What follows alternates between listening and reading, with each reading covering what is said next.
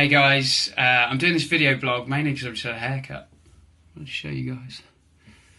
Now, we're going to talk about macros for fat loss, and if you don't know what macros are, it's carbs, protein and fat and their combination to make up your diet basically.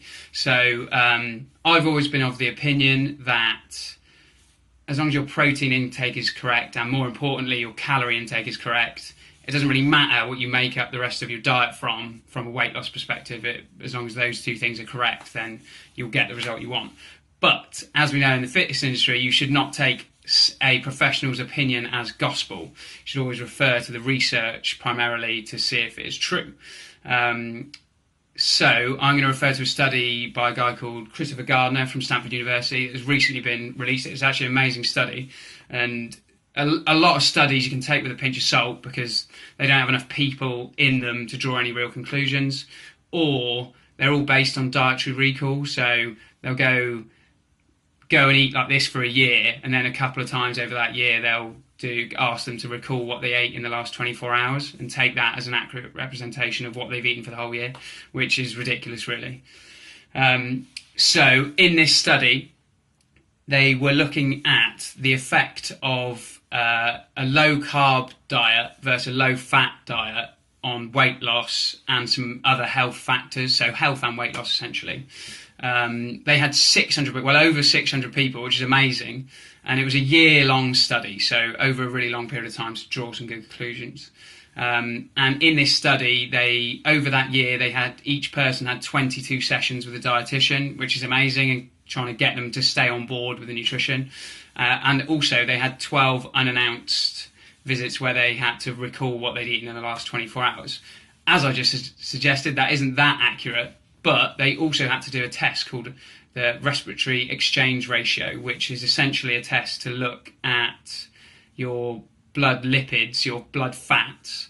And if you're eating a low carb diet, you get a totally different result to someone eating a low fat diet. Like on a low carb diet, we're primarily using fat as energy, and that would be shown by this test. So not only were they looking at people's diet, they're also testing to see if they were staying on the diet plan, which is amazing. No one's really ever done that before, so especially over such a long period of time. So the take-home message from this study, and I'm going to read the quote, is that there was no significant weight loss differences between the low-fat and the low-carb groups, and neither genetics nor insulin production could predict weight loss success on either diet. There were also no significant differences between groups for most other health markers tested. I mean, they talk about genetics there, and that's partly to do with the popularity now of these kind of genome-based diets. These companies will test your genetics and say that you'll do better on a low-carb diet or a low-fat diet. Again, sounds like bullshit to me, and this has shown it to probably be bullshit, to be honest. It doesn't make a difference as long as your calorie intake and protein intake are correct.